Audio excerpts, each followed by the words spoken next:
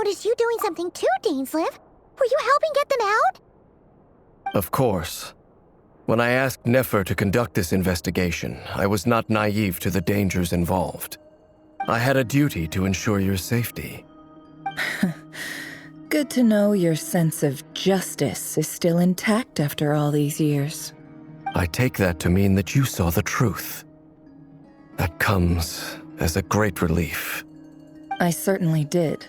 And thanks to your help, I also managed to trap Rerir inside the chess set.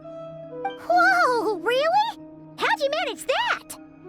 Well, to be honest, I sensed that something was wrong long before we made it to the temple. By using this fragment to probe into Rerir's past, well, the monster formerly known as Rerir, it seems I alerted him. I was tracking him, then he caught on and started tracking me too. But how did he track you through your thoughts alone? That shouldn't be possible.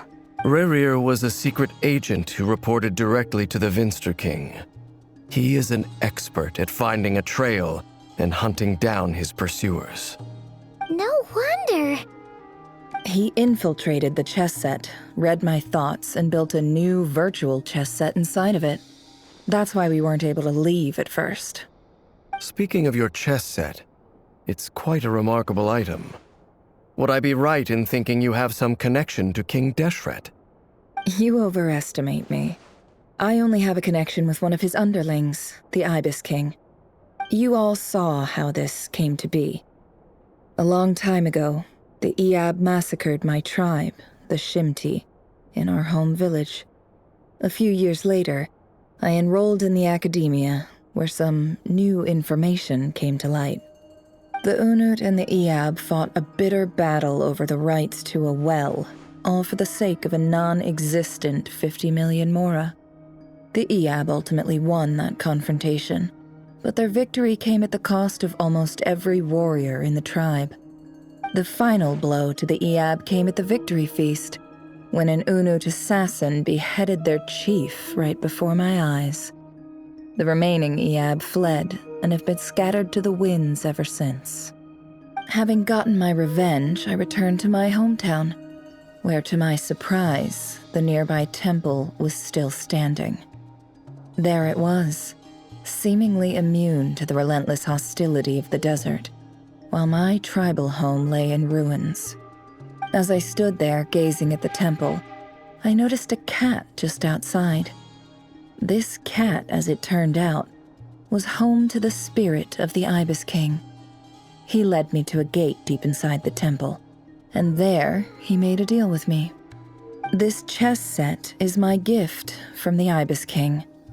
The chessboard within is made to the same specifications as the one in the mausoleum of King Deshret, and represents his power of piercing analysis. With this chessboard in its container, I gained a certain ability to perceive hidden secrets. Now, you could conclude that the Ibis King simply wanted to give people of this world the power to seek the truth, but I don't believe that's the full story. Every god plays favorites. Their hearts are as fickle as any human's, full of secrets, perversions, egotistical tendencies. But precious few gods are willing to admit this. It is the same with all powerful forces, including fate itself. Their gaze falls preferentially upon a select few. As you rightly point out, this is an act of favoritism. If you're alluding to the Abyss, then yes, I agree. Gather the others. It's time to share everything I've learned.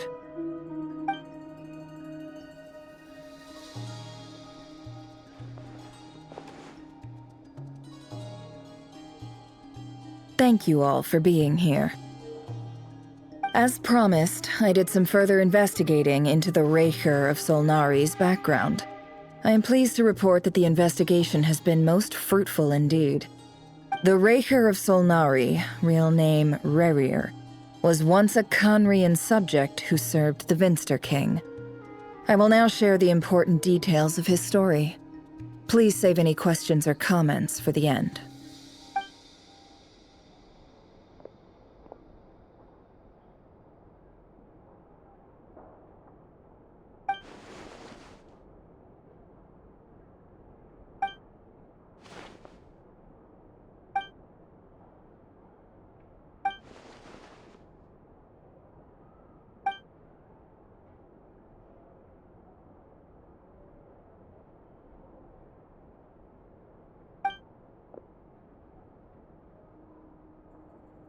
So that's why he's so obsessed with the moon.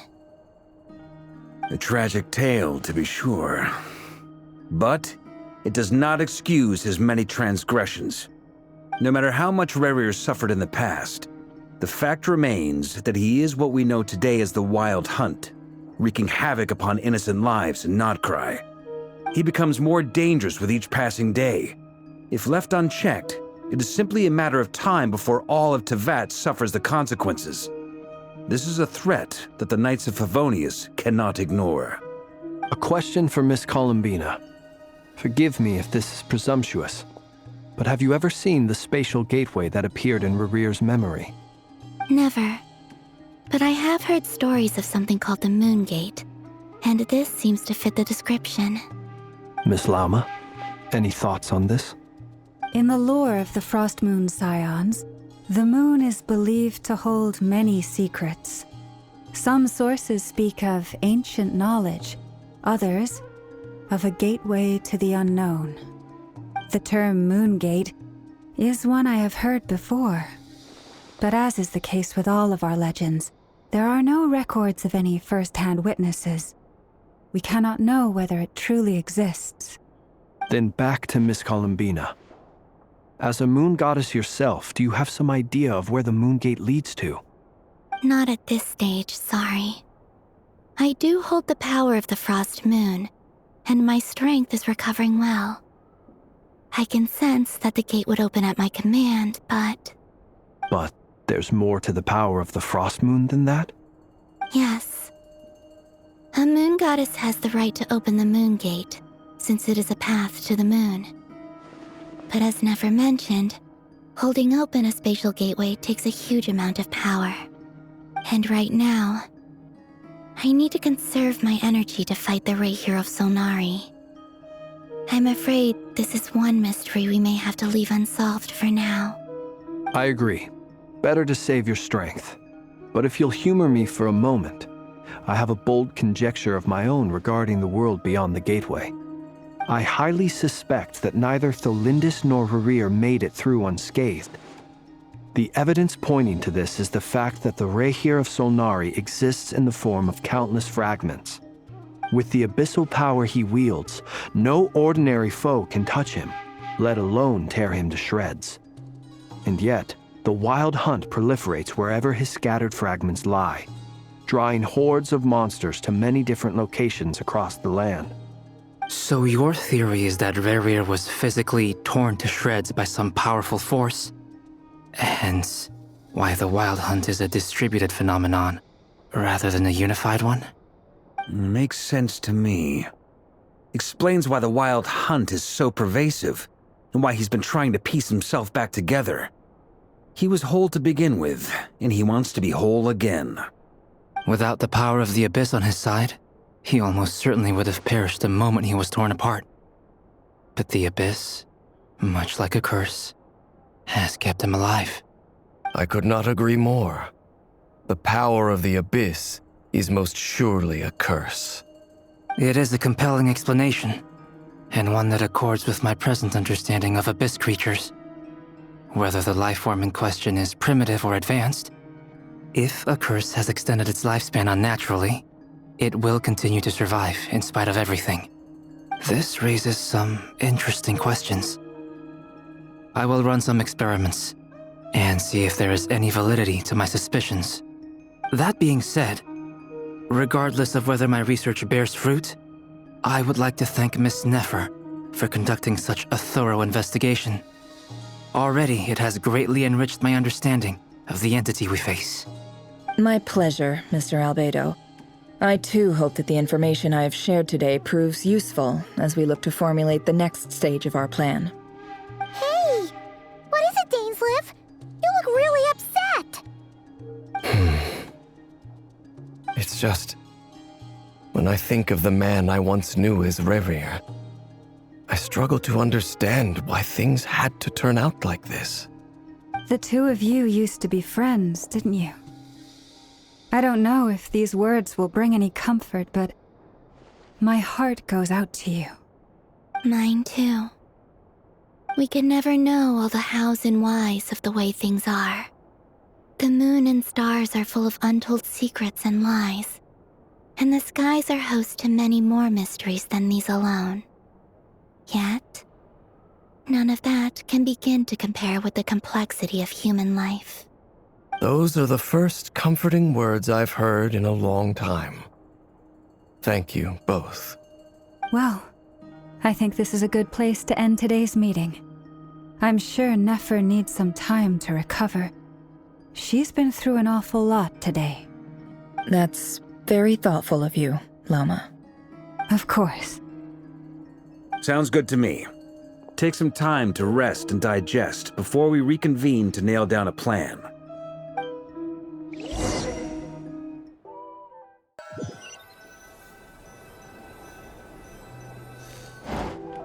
Hey, is this a bad time? Hope I didn't kill the conversation. No need. Come on, let's talk outside.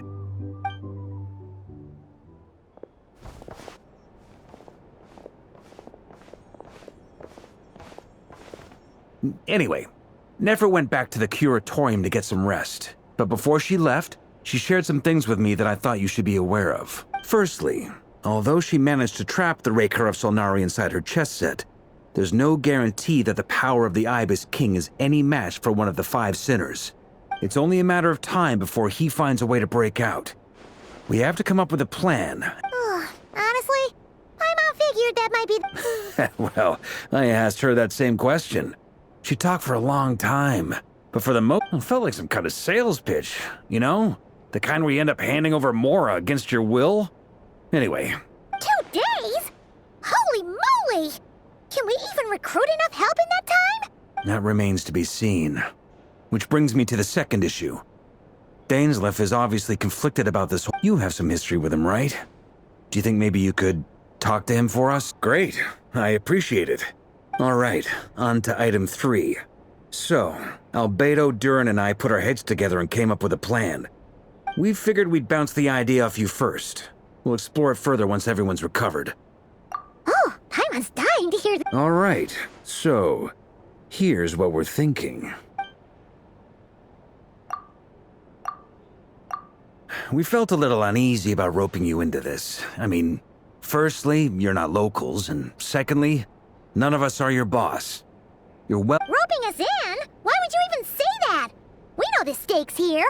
It's all of us against the Raker. I choose my words very intentionally, I'll have you know. I like to think there's an... Sir Varka, I have a few thoughts about this plan. I'm all ears. I think we can be more flexible with how the roles are allocated. In my view, the most sensible lineup would be...